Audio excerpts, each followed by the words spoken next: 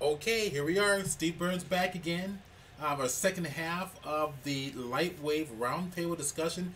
We have another presenter with us today. In fact, I think this is Dana Kenobi's first time presenting for us. So I'm Yes. excited to see what you have to share. So I tell you what, I'll stop talking, and Dana, you wanna? I'll maximize so everybody can see your screen only. And then why don't you share a little bit about who you are and your experience in the 3D or the industry or whatever you do, and what you hope what you want to share with us today.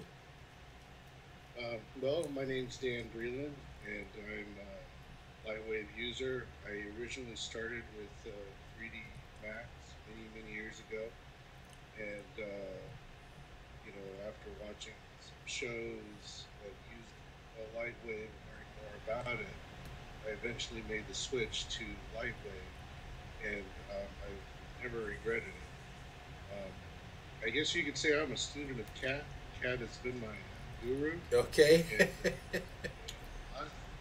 and he's been there for me. Really helped me out with my jams. And, shout out to his website, Liberty 3D. So, yeah, it's found a great tutorial. Need to brush up. All right. And do me a favor too, and try to speak up a little bit more. So keep the microphone close to your mouth. Sorry, All right. can you hear me better? Yeah, and as long as you keep it close to your mouth, you're perfect. Okay. Um, how's that? Is Um, that better? that's better. So yeah, because your sound was a bit low. Oh, okay. If you can Sorry. go higher, that would be even better. Okay. If you can. Let's see. Uh, So everybody's saying is yeah. that better? Yes, that's better. Great. Okay. So I'm going to show you guys a video that I worked on. It's still a work in progress, um, but I use a combination of, hold on a second. I use a combination of Poser and Lightwave. Poser mostly to help create my characters and animate them, and also with their cloth effects. And then I bring them into Lightwave and do the retexturing and the main animation. So right now I'm going to show a quick little video that I did. It's not done yet. It's still a work in progress, but it's about 2 minutes long. So if that's okay, I'll just go ahead and start the video, and you can see the work I've done. A lot of it was rendered in Lightwave through different passes, and then I use Fusion to composite, and that way I have better control of the lighting and the textures. Let me Nice. know if it's, thank you. Let me know if it's too loud or too No, soft. no, you let I'll worry about that. You just keep going. Okay, all right.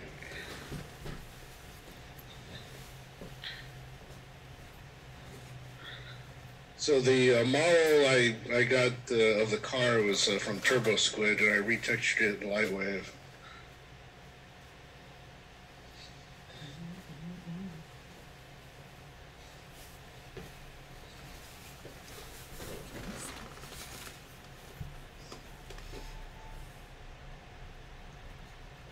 Oh, really nice. Now you want to kind of Thank you. talk to us about what we're seeing, what we should be seeing in terms of technical accomplishments of this. Well, like I said, everything was rendered in different passes, and I brought it into Fusion and rendered all the layers together to get the control of the light. Like the clouds in the background are all on their own separate layer. The stars are all on their own separate layer. The trees, the car reflection is on its own layer, Wow. and so. Again, these characters are done in Poser, and I use IPI motion capture for the walk sequence and just the guy waving and stuff. So, but that's as far as I've gotten so far in the video. and there's more to come on that. So that's what I wanted to present. Oh, is that all? You're not going to give us any more? Well, I can show another video that I did. How about if you even show up some of your setups in Lightwave physically? Well, let's see. Let me bring up Lightwave. Can you see my screen, or Yeah. is it still? Well, it's right now. I see a gray checkered pattern. Oh, on I'm your sorry. screen. How do I share my Lightwave screen? Are you showing the right monitor? How many monitors do you have? Yeah, I just have one. All right, so just bring up Lightwave. Okay. You don't show us what we're seeing. What we're seeing is your desktop. So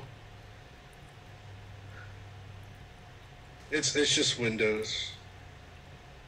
Yeah. Okay, so I'm still seeing a checkered, kind of like a cross hatching with the gray.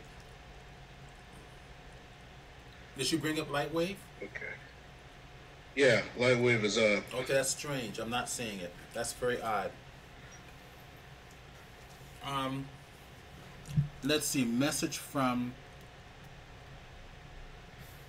That's odd. I'm not seeing your Lightwave screen. I saw your video fine. Oh, I must have accidentally closed the wrong window. So, bring up your video again. I see your mouse is stationary there. Let's see. Yeah, there we go. So see? I can see you. I can see that you're sharing your web browser. Okay. Right, and I want you to share your whole screen. Did you tell it to share just a portion or something? Probably. All right. Yeah. So do I need to redo that? Yeah, redo it. Share your entire screen, your entire desktop. How do you? Oh, hold on. So go to Adobe Connect icon on the bottom, and then just log out of it. Okay. So there'll be Adobe Connect icon in the bottom. Oh, I see it now. Right. Okay. So bring it up. Maximize it, please. There it is. Okay. So so share your screen out. I want you to share your screen, buddy. Okay. Share your screen.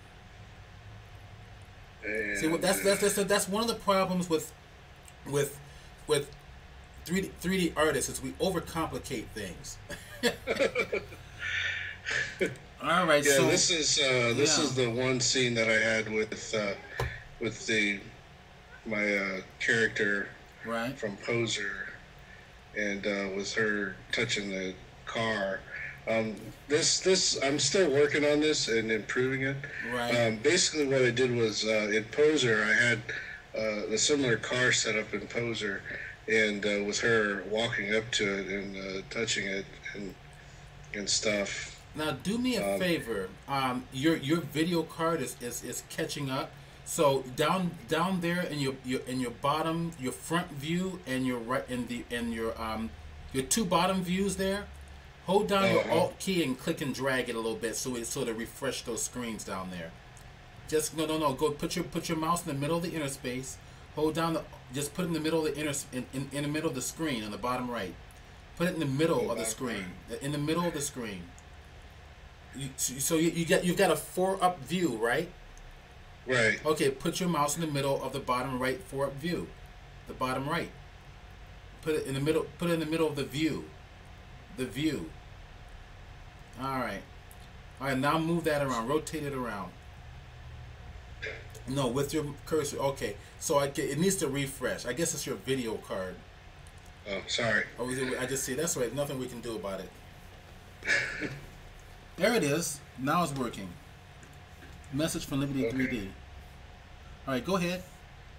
You're good to go now. So this is the Poser character that I have, and again, the cloth effects and everything is done in Poser, and then imported into Lightwave, and mainly because I'm still not really used to the cloth effects right. that is used in Lightwave, right. And so it was just much easier for me to use Poser to animate the character.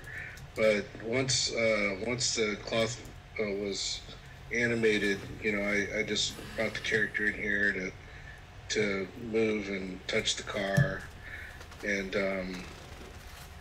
and this would you can't see her here because I have her particular layer shut off in the scene editor. Okay. This one was rendered as a reflections only, so that's why you only see the reflection on the car. Okay. It was done just for the reflection layer, and Very then cool. again I put it into Fusion to render it out, the final render. And you can do the exact same thing with After Effects, right?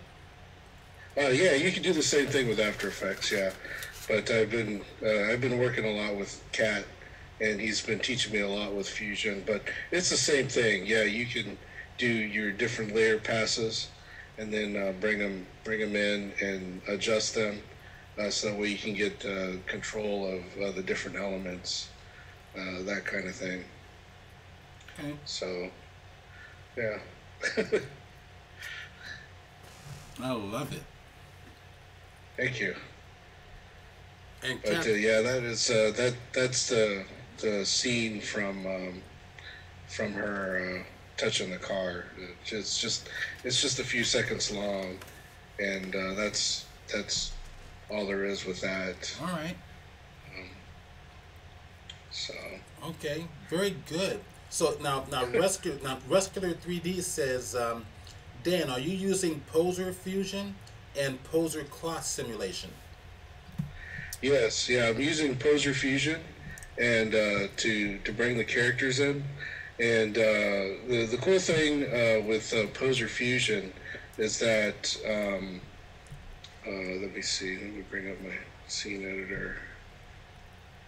Um, a lot of these characters are in Poser are off in the center, and what I'll do is I'll parent them. I'll have to reparent them a lot of times when I get into Lightwave, and then reposition them sometimes, and you can do that with stuff, as long as Poser Fusion is up there. So, Dan, yeah, here, just curious, are you bringing the characters over with an MDD or some other form of geocache? The only one is this guy here. I did. Okay. He's sort of an experiment, and he's actually from Daz. Okay. And so I brought him over because I did the motion capture, the IPI, and I brought him in, and he actually had all the bones and stuff. But with the girl, the problem with doing from Daz is you don't get the cloth effects. I can't get the cloth to work. It only works in Poser, and Right. so. And again, this isn't like the final way I'm doing things. It's more of just an experiment, just to see what I can do and get away with, and what's going to be more efficient and whatnot. So Okay, very cool. yeah, I don't know if you caught the video that I did with exporting, loading BVH motion capture into DAZ and then exporting for Genesis 1 and 2 characters. yeah, I did see that. Yeah, that was really cool. I've never tried to export anything geocache or point cache for DAZ. I don't even know if it supports anything like MDD or a Maya geocache format or not. But they do have a Maya plugin for DAZ. I don't know if one exists for Lightwave, but I'll have to ask Josh Darling about that. But it seems like you should possibly be able to do the cloth export, but I haven't even played with D-Force at all. So Yeah, I've tried several experiments with that, and I can't get it to work for anything. So here's a crazy thought: the next time you come out, you should try to time it with maybe Stefan coming out, because Stefan was out here in Vegas just recently. Fortunately, we didn't meet up, but the next time, hopefully we'll be able to meet up and go to the Pepper Meow. Yeah. Well, so Oh, where? yeah. So where is Dan? So Dan, where do you live? I live in Lakewood, California. Where's that? I'm just north of Long Beach. North of Long Beach. I teach in L.A. at Otis College Arts and Design, and also Santa Monica College. Oh, okay. And I also This is teach what I'm it. trying to connect you two guys together before. Yeah, yeah, right. That's right, because we talked about you taking workshops a while back, right? Yeah, Okay, right. Yeah, right. it was just kind of bad timing. Right, right, no problem. Right, because I teach in Huntington Beach as Oh, well okay. over at Golden West. Away. So No. you're right next to me. I go in your area a lot. Oh, okay. Well, smashing. Tell me something, Dan. What's the poly count on these characters? The dad's ones are usually like 40,000. They're pretty high. I don't know Posers off are the top always of my high. head what the poly count would be. Yeah, Just hit W for a second. yeah, because Poser always have these high poly counts in their models. Oh, I see what's going on with Lightwave here. When you bring up any of the additional windows, that's what the checkerboard box stuff that we're seeing is. What kind of video card do you have, Dan? It's a GeForce, something another. What? You don't know your video card? I don't know the top of my head. I'm sorry. It came with the machine. No, it's okay. I'll actually try to work this out with you later if you want. But I have a suspicion it's basically the it's one of two things in the NVIDIA control panel. It's either the trilinear or the 2D acceleration is enabled or not enabled, and that's possibly why you're getting some performance issues here, as well as the fact that it's not drawing correctly and then displaying this. You got to remember that whenever video capture software is involved, depending on what it is, and Adobe Connect is not the greatest when it comes to that. It's not taking literally the window that's displayed like the raw buffer, the information off the card. It's displaying something from the Windows buffer, Right. and it generates these types of problems. I've seen it all the time, from AMD to NVIDIA to even what was that other company? Not Maxon, but the other company. They're dead now. They're dead now. Well, they're dead. Well, they used to make video capture cards and broadcast cards years and years ago. It's like Max something, Max. Oh. You know what I'm talking about. They were the other video card company, right? Ah. It's been a while. Yeah, they made the first, kind of 3D graphics accelerator cards Okay. years and years and years ago, with glint cards and all that stuff. I don't remember. Um, But NVIDIA is what you want. Well, yes and no. If you're doing anything with CUDA, yes, you want NVIDIA, but realistically, I'm a big fan of the FireGL class, All right. Fire Pro class. Is that the from AMD. ATI card? Well, it's not ATI anymore, it's AMD. It's AMD. Oh, okay. Yeah, and AMD's, I know a lot of lightweight artists don't like it, but the thing is that the AMD stuff actually is really, really good. Yeah, it's just that industry standard. I mean, especially when I was doing presentations or trainings over at Disney and DreamWorks and those guys, they all want to work with the NVIDIA cards. Well, that's generally because of the CUDA stuff. Yeah. But I'll tell you this, from my experience working with Lightwave, I've had zero problems with display issues with AMD cards. I've had lots of problems with NVIDIA Pro cards. Really? And Okay. I'm going to tell a little story here. Do you remember when Lightwave 11.6 came out and they gave it all that fancy, nifty stuff for stereoscopic support? Right. Yeah, okay, well, most of that stuff came from us at Liberty 3D. Matrox. Matrox, that's the guys. That's it. I Yeah, remember Matrox that. is still around, but there's another interesting thing. Matrox and ATI were both Canadian companies. Okay, so they all came out of Toronto. Toronto, Montreal, to be specific. Right. So a lot of that stuff was all manufactured in Mississauga. But anyway, the 3D stereoscopic support that was built into Lightwave for 11.6 pretty much came from us. Okay, now what happened there was for some strange reason and strange marketing purposes, somebody said, "Oh, we're going to call it 3D Envision Pro." No, that was dumb. Stupid. Just like the naming conventions being changed to that's right. yearly. If Cat says you're stupid, you better pay attention. Well, here's the thing. This is where the marketing went sideways on this. This wasn't anybody else's doing. It wasn't anybody at New Tech's doing. It was one person at the Lightwave group who just didn't freaking get it. And we built it so that the system would support quad buffered video cards. Now, quad buffered video cards exist in the Quadro class, yes, and the Fire GL class, but AMD basically went after the 6850 series of GPUs that they had years and years ago. Right.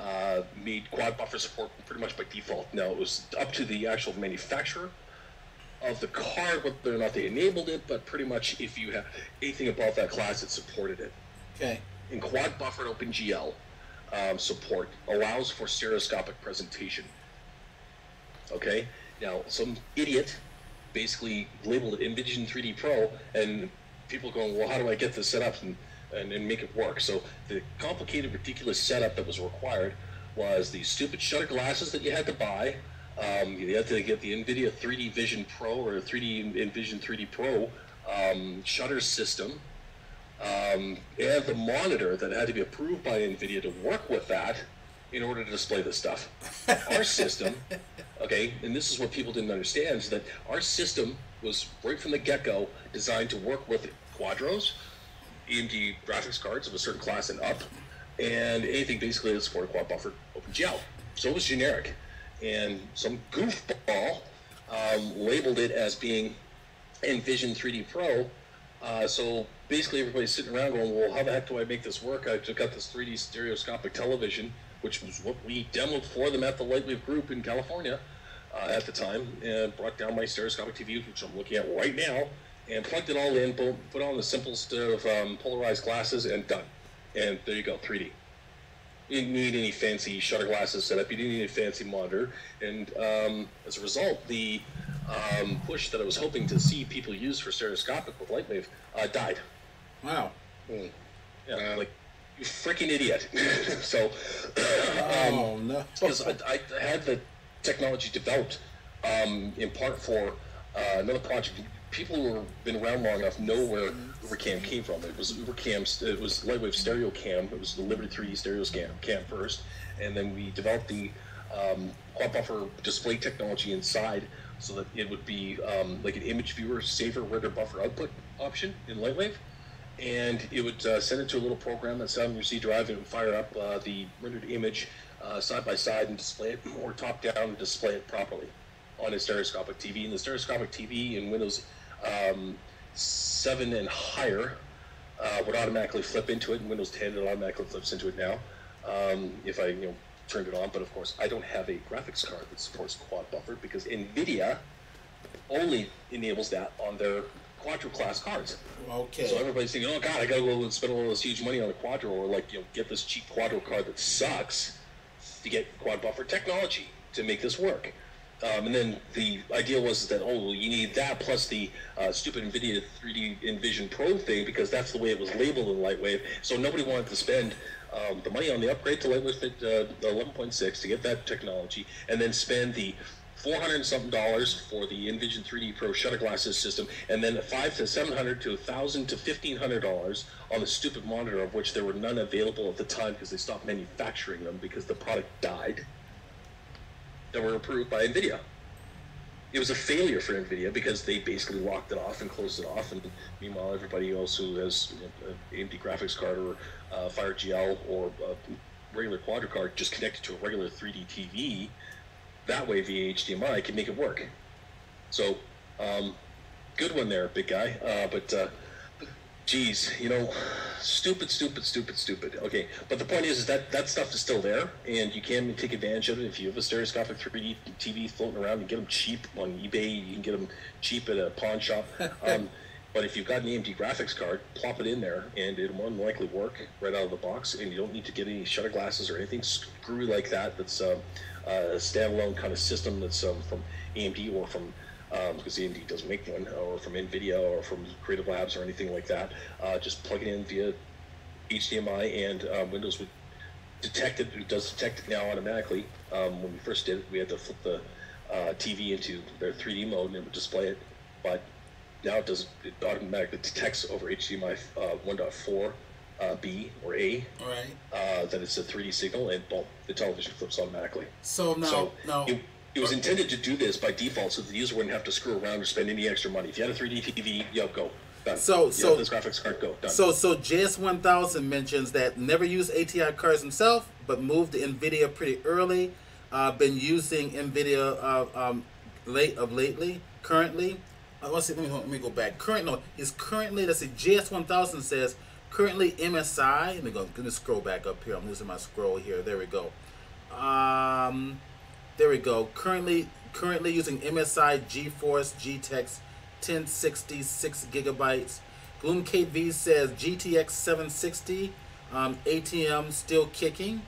And then Muscular 3D was made a comment that he was wondering why it died. JS1000 says there's always someone who ruins everything. Well, that was pretty much the guy. Yeah, so that was the guy. So a little story that nobody knew about. Yeah, so Earl Henson Jr. mentioned video toaster, NT, RTV, frame buffer, plugin for Lightwave version 6. Yes, you could actually use that stuff. And this is all technology that's been built into Lightwave for years. Years and years and years, and then somebody just basically said, okay, we need to do this, and this, and get it displayed on a regular everyday video card, and boom. And the interesting thing is that somebody from the Lightwave group, who I will remain nameless because they're not a bad person, believed it was completely impossible to do this. Okay? Completely impossible. Okay. Okay? But yet, sure enough, it was totally doable. There was actually, you remember, not photosynth, it's, it's the the photogrammetry program. Okay, I don't remember. Oh, I got it here on my machine. Anyway, this guy, the developer's in Russia. He produced it so that you could have stereoscopic viewing inside of a window on a stereoscopic television. And I tested that, and it's like, well, I can do stereoscopic here without the whole thing, going screwy, and you can have it windowed. This person said, well, that's impossible. But the reason why they thought it was impossible is because they went and read the documents and they tried it out probably to do the build and everything. But what had been done, and this was partially what we went through to discover what had been done, is that AMD ATI basically wrote their white paper on how to do this with quad buffer output and screwed it up on purpose so that anybody who was working with NVIDIA cards couldn't do it, and even NVIDIA themselves couldn't figure it out. They did it on purpose to screw NVIDIA. Oh man! So, this is the stuff of companies going back and forth and fighting it out. But the point was that it was a trick in the person who developed the original UberCam system with the Uber viewer that we had built internally for a couple of projects, and then of course that NFB short film that was all done stereoscopic. Went and called up ATI because they used to work there. And said, hey, we can't get this to work. What's the score? Oh, yeah, that. And they laughed to them over the phone and said, yeah, this is what you need to change. Boom, boom, done. So it's just ridiculous what some of these companies will do to screw each other. But in the end, someone takes the time to figure it out and does a little bit of poking, and poof, there you go. So never let anybody, especially an engineer, tell you that something's impossible. And never let somebody who's got ulterior motives for rather than benefiting the users and thinks that their marketing wizardry is so supreme, get a hold of your technology and then screw it. Because ultimately the users get screwed and the product and the package gets screwed. So Dana, that's the lesson. So Dana, I think you're done, right? Yeah, I'm done. Okay, so do me a favor and stop Stop. Okay, you do have a question here, Dan. Did you figure out that big EMDD of poser animation and turn off poser input will speed up playback of the animation? I don't know. I haven't tried that yet. So Dana, do me a favor and stop sharing your screen. Okay. Go back to Adobe Connect and stop sharing. There we go. Perfect. Okay. Excellent. All right. So, do we have anybody else who wants to come on board to share something? Somebody Um, else. and then also, Dan, there's some comments in the chat box here on Twitch. So make sure you check those comments and respond to them right now. Okay. Okay, so check those out. Oh, there's some Oh, stuff. Light Wiki is ready. Okay, so Light Wiki, come on board. Come on board. I gave you the link. Do you still have that link? Okay, I will. Oh, he's gonna join the Connect chat. Right, I'm gonna. All right. So you got to join inside the Adobe Connect. You need to loosen up on that Nightbot thing. I know. All right, hold on a second. I think he's trying to. Is he trying to do this Skype thing? If he's trying to do the Skype thing, I'm going to screen. Nightwolf, that'd be great. Let's see it. Do you All have right, let's see. Hold on just a second. Let me see what's going on here. it? Ryan, you're funny. I don't want that. Just join the Hangout and broadcast the Hangout. No, I'm not going to join the Hangout and broadcast the Hangout. You don't. You got to join in with us. All right. So. So. Well, hold on a second. Black Russian. Well, it wasn't quite like, we're doing the whole Black Russian Caucasian thing No, here now. in Vegas. Well, no, we were at the D, and the D has these really massive drink glasses, and one of the bartenders there I know, so kind of overshoots the pour, and that was a bit of debauchery. Right. So, Light Wiki, I know you wanted to use. I know you wanted to use the Google Hangout thing, but I'm not set up for it. And then we were supposed to test it out before we actually went with the Google Hangout thing. But so I'm not set up for it right now. So maybe what we'll do is we need to test this out on our own before doing that. So Yeah, it's possible. yeah, so that right now you're throwing a wrench into the machine here, and I'm not about wrenches in the machines. I want to keep everything moving fluid here. All right, so maybe what we'll do is I'll kind of bring you on next time we have this. So now we don't have much time left. We have about 20 minutes left, and we still should maybe think about doing the whole roll the dice thing. Well, yeah, we will. I'm thinking. Well, yeah, we could do that. But I want to show my 3D stuff first. Okay, go. Yeah, I want to show the 3D stuff. Yeah. So stop talking, cat. So it's right. Okay, so all right. Let's do this. Let me actually let's bring this minimize that down real quick, and let me bring up. I'm gonna bring up my video cam. Okay. Let's turn off the lightweight roundtable thing. And I'm going to make my video cam really big. Like so. Whoop, that's the wrong thing. Look at that click. It's ridiculous. Okay, video cam. Thank you. There we go. I'm like really, really big. Alright, so the reason I'm doing this because I want to kind of do some close-up views of some of the models. So I got this printer. I tell you what, I should probably before I do this, let me kind of go over to here and bring over a page. So I've got this 3D printer, guys, and I've been designing and creating everything in Lightweight and then 3D printing this out. So what I have is the Creality CR10S. Let's see. Let's go to the website here. That's I'll tell you what. Let's go. I'll do it this way. CR10S printer, and there we go. If I can go, I should be able to go to images and just get a bunch of. There we go. So this is it. So this is the printer I purchased, and it's about, well, you can get it for less than this. Actually, you can get them for close to $400 or 300 something bucks.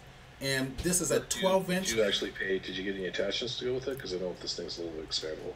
Oh no! There are no attachments. This is everything. This is the printer comes completely intact.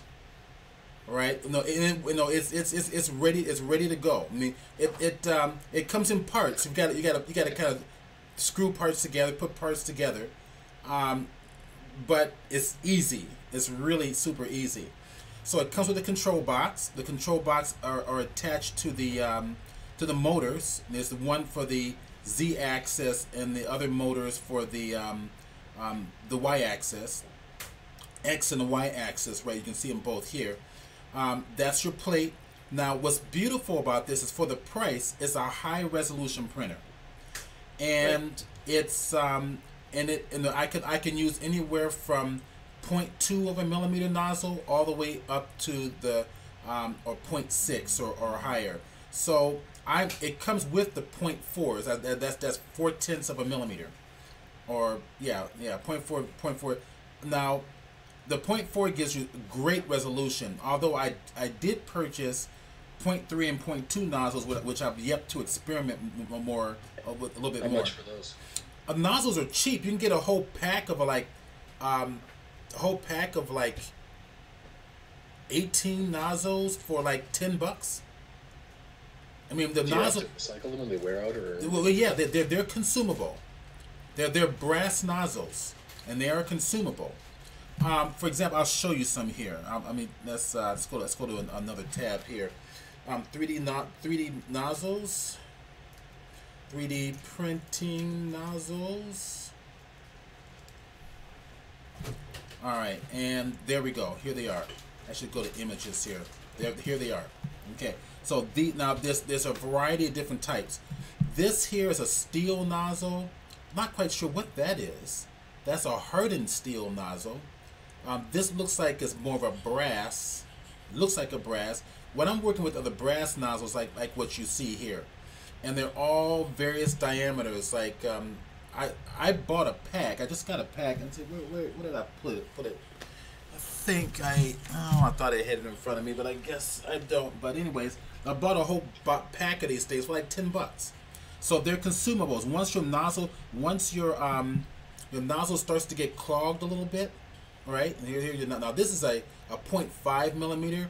I use a 0.4, but I'm gonna settle upon a 0.3, so it's even smaller. So that way you get the detail. So the printer is working in layers, right? So it's printing down. It's working in two-dimensional layers, layer by layer, is building up. So the smaller your nozzle, the more finer resolution you're gonna get.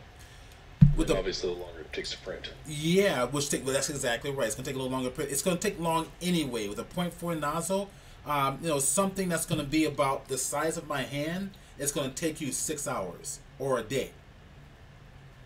Right? It's a patient person's game. So I've been excited about what I've been producing, and then there's these sites. My Miniverse, I think, is one of them. My Mini Factory. Okay. Where people put up models for free, and you can just go on here and so if you buy the 3D printer and you haven't yet have anything built in Lightwave to start printing out, you can come here and you can you can come in and grab this Thingiverse too. I'll go grab that. One's a good one. Let's see, Thingiverse. There it is. Okay. Thingiverse. Okay, there we go. So in Thingiverse, you get all types. I mean, literally like a shitload of models in here. If you want accessories for your 3D printer, you can print them out. All right. Let's see. You have a message from Dave G. Dave He wants to see you in Twitch, actually. He wants to see me in Twitch. All right. So let me go to Twitch real quick. Sorry about that. Only see you in Twitch. I can. You can. Oh, that's right, David. You have to go to Twitch, silly. We're on Twitch. We're not on Adobe Connect. Adobe Connect is only for people who want to present. All right, go to Twitch. Twitch.tv/Chrome All right, you have the link. Here, I'm going to just put it. I'm going to put it over here in the chat box. That's David. He's inside of Adobe Connect. He doesn't realize. I'm going to type the link into the chat box, David. Okay, there we go. There we go. Okay, so Dave, there he is. IB Wizard is there. So IB Wizard is the gentleman who runs the Photoshop users group Facebook page. What are we at? About 25,000 people now on that page. Okay, so yeah, so this one's really great. I mean, you can download all types of free models. So now I'm going to share with you what I've been doing. Here, let me go to my Facebook page. I think this might be a good way to share with you. So, and then I have the actual models right here in front of me. I'm going to share that with you in just a moment. So, in essence, I ran across this group accidentally of people who like to build miniature Starship Enterprises and sci-fi models from any sci-fi movie, and the community is huge. Well, I decided to do a job for this gentleman. Let me go further down. In fact, okay. And I'm going to bring up Lightwave so I can show this stuff to you.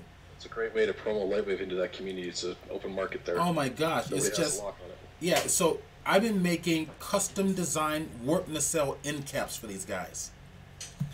In Lightwave. Let me just go to Lightwave. Let's go ahead and open up. I should have it open up already. Yes, I do. There we go. All right, so Lightwave. So I'll tell you what. So I'm going to show you what I 3D printed out. Now, let's go over here and open up. Boom, boom, boom, boom, boom, boom. There we go. All right, let's go ahead and make this larger. Make my camera, video camera larger here. So I'm gonna, hopefully you can see this accurate. Okay, all right. So there's one of the warp nacelle. Now this is, I designed this. One of the original, let me just start from, let me back up a little bit. So the first one was a guy on a community who is an effects artist who's worked on the Star Trek Discovery and a lot of the different science fiction and Star Trek films. This is kind of bright because it's white, but I'm going to try to angle it up. Let's see if I can. Well, here, let me turn down the light a little bit. I've got to let's see if I can do it this way. So I'm gonna bring down the light like this. There we go. So I'm gonna go dark, but this should be, you should be able to see that a lot better. I think it's trying to focus on my face. Let me just kind of get out of the way. So this warp nacelle was designed by someone else in the industry, and he just asked me if I could actually build this in Lightwave and then 3D print it out so that he could put it on his 150th scale, or is it, no, 350th scale model. And so I did, and it was so successful that I started getting a lot of other people wanting me to do the same thing for them. All right, so I designed it so that they can put lights inside. So if you look on the inside, you can see the holes around the edge. Lights are going to come through around the sphere, around the nacelle. So someone else asked me would I custom design something for them, and so I decided to design this. Now I may need the lights to come up on. Actually, this is pretty good right here. How hard is it to actually take something from Lightwave, make sure that it's going to print correctly? Oh, so okay. Way easy. I mean, literally way easy. Lightwave is so efficient in modeling. Not only that, but your skills as a modeler is now going to start coming into play. Like we were talking about earlier today, you can't screw around with modeling with 3D printing. Your polys have got to be clean. They've got to be as minimal as possible. So in other words, you have to create these. You have to create these very sophisticated shapes with a high resolution look with very few polys. Which anyway, your 3D software will be able to recognize it anyway. But this is the one I designed. So this is different. So this one, you can see around, right behind the warpness, right behind the sphere, in the center of the warp nacelle, I have extra opening to put lights inside. So so it lights up around the warp nacelle. Then I have other details, as you can see, and I'm going to bring it a little closer. You can see the detail, the ridges around the model. Right, it modeled it accurately. It's exactly the way it looks on Lightwave, and I'm going to show you the Lightwave image as well. So there, let's see. I'm going to check my. Okay, so Dan Kenobi says fantastic. We have a Hangout full. If you join, we can share your screen. Oh my gosh! Like Wiki, you were supposed to help me do this before we actually went. We went into the thing, and I'm going to blame you for that because you were supposed to contact me so we can do this. So I'm going to say no today, as much as I don't want to say no. But we've got to get together and organize this so I learn how to bring the Hangout on effectively. So okay, but one person says, it would be really cool if the sphere in the middle would actually light up. So I redesigned it. In Lightwave so that I would model the actual nacelle end cap separately from the sphere. Okay, and there's the nacelle end cap. Now I did the sphere separately, and I'm going to show you the two together. So I used white filament to design the sphere. Use the black because the black is going to block all light. So once you put the LED lights inside, this white one I had originally is going to glow, right? It's going to glow inside. But this one, the black filament is completely opaque, so nothing's going to get through it, which means that they don't have to paint it with any type of what do you call it? You know what I mean? The pre-coat before the paint, to block it out. What do you call that? Oh, why my brain's going? The primer, yes. I can't remember primer. That's pretty bad. So, so they don't have to paint that with primer. So I designed it so I can take the ball out, and I designed it so that little piece in the middle comes up a little bit. We can see right through the hole. See right. Just bring this way. See, that goes right through. You can see me behind the hole there, so that they can put LED lights to basically light up this ball. And then on the back, that's how I designed it in Lightwave, so that opening, let me get out of the way because it's focusing on my face here. Let's bring it, there we go. Okay, that little egg-shaped indentation is where I actually connected into the warp nacelle end cap. So that was a lot of fun. I mean, so I've been posting these videos on my Facebook pages and showing the results of this. And everybody's been loving them so much so that I've been getting a lot of 3D printing jobs. So what are you charging per job? It's independent. It's all individual.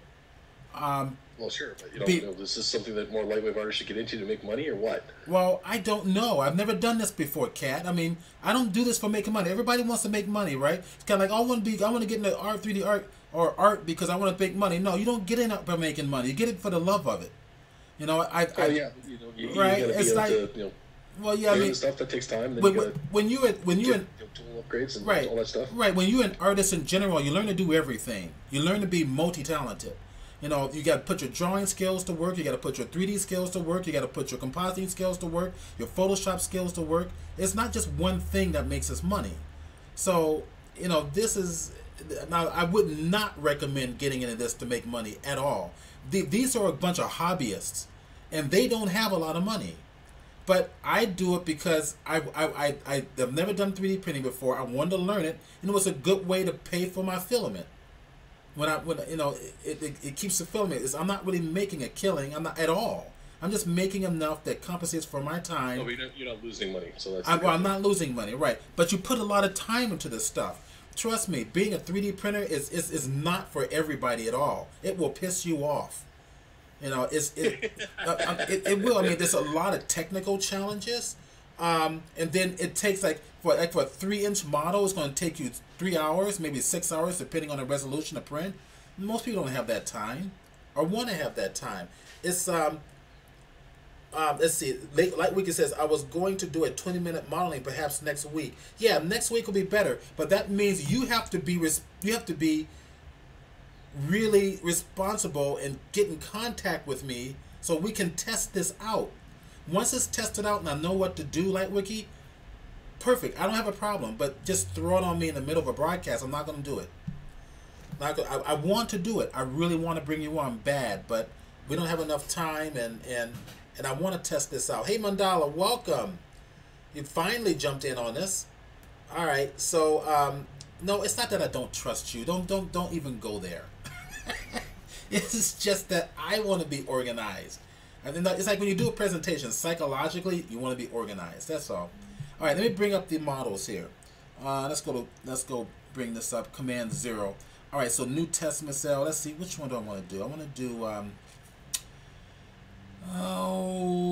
Let's see. I'm in the objects folder. I think in the objects folder, I thought I put a cell. Maybe I didn't do that. So I tell you what. Let's take a look at this one. There we go. All right.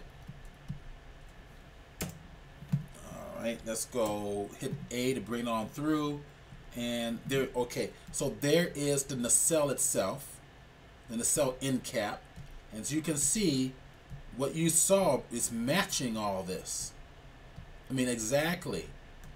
Now, I did a warp nacelle utilizing subdivision surfaces, and you know subdivision surfaces, right? I mean, I'll just kind of give you a quick little example. I think everybody knows what I'm talking about, but subdivision surfaces, we do a little box here, right? Okay. And we hit the tab key. Those are your subdivision surfaces right here. Now, once we freeze that with the Command D, it's going to add more polys to it. So imagine I did this shape in subdivision surfaces, and when I froze it, I ended up with a lot of polys, and found out that the 3D printers had, or the software for the 3D printer had a little bit of a problem reading everything accurately. Now, there's a lot of 3D printing software out there. You're going to have to experiment a hell of a lot with it. The two most common ones is Cura, which is C-U-R-A. Here, I should probably just bring that up real quick so you guys can see it. I tell you, I'll just type it in a little box down here. Cura is one software, and the other one's called Simplify 3D. Okay, I just typed it in for you. He doesn't trust you. He doesn't trust you. That's really like a troublemaker. Oh man, you gotta watch out with this community because they can get mean. So there we go. And then on the other layer, I have the sphere. All right, and then obviously together we've got our warp nacelle end cap complete. So this I decided to model separately so I can model this in one color, and the end cap I modeled in black. So once the artist paints this, and what these guys are doing is that they're hiring other people to actually detail their models. They're not, a lot of them, some of them are doing it themselves, but a lot of them are not. They don't have the time for it, so they hire somebody else to detail it out. So yeah, so that's, and I'll share with you guys, because we don't have much time left, because we got to finish up here, and I'll show you one other thing I did for a friend. And, oops, actually I'm behind you, you can see that. Sorry about that, guys. David is here, and a few others. Okay, so let me do one other little thing here real quick. I forgot about my screen being up. It's like I got into talking with you guys. Alright, so let's go to my video cam, bring that back down. Sorry about that, everybody. Alright, so we're going to do the drawing, which means, there we go. Alright, sorry about that. I had this up over. I forgot it was there. It was difficult to see the model. It's about, now you tell me. You know. Nobody said anything the entire time. You guys want me to share my presenter screen? Well, not yet, because we're done. Because we only have 1 minute left, buddy. So I can't bring anybody else on. But next week, save it for next week. Save it for next week. We got plenty of time. Your knowledge is too broad for one day. So, anyways. Well, it already bitched at me for trying to post it late. All right. I know it did. You have to get me. So I'll show you just one last model I did for a friend. And I'm going to just turn up the light here a little bit. There we go. Yeah. All right, so I'm going to show you one last one, and then we're going to do the drawing. We got to do the drawing. So this is a friend who designed this in ZBrush. And look at the detail. And this is on my printer. Look at that. Just incredible. So I said, hey, send your model over from ZBrush. He goes, but it's a lot of polygons. Now ZBrush gives you a... my mic and... the camera muted or the screen muted, so I'm not showing and presenting. So You're not showing me presenting? Let's see. Let me go over here. Yep. No. I see me fine. Must be something wrong with your screen, but Twitch is showing me fine. So there's the dragon, and I'm recording this, everybody, as well. So look at the detail in this, right? So that's the detail, the teeth and all. That's the detail I'm getting out of this thing. And these things are sharp to the touch. I mean, especially on the edges, they're really sharp to the touch. It's just incredible detail. So, all right, that one took like a day to print. I mean, something like this with the higher resolution detail took a day to print. All right, so I'm going to bring I'm going to leave this up, leave me large because we're going to do the drawing. All right, so here we go, everybody. Here's the deal. I wrote on a sheet of paper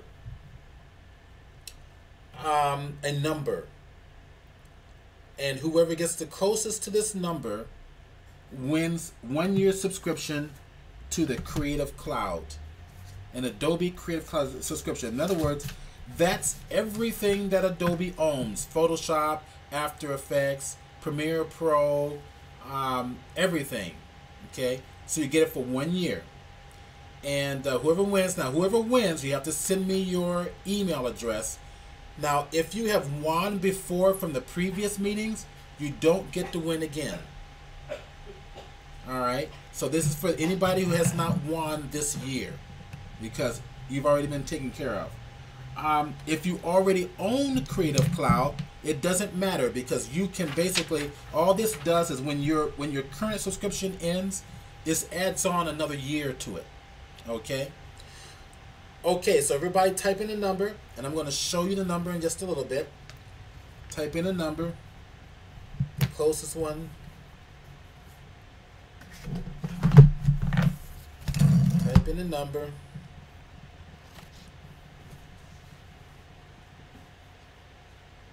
All right. Good. Type in a number. I see everybody's typing in now. I'm looking at the numbers. I already found one that's pretty close to what I've chosen. I'm give you 30 more seconds to type in a number. Whoever gets close to my number wins.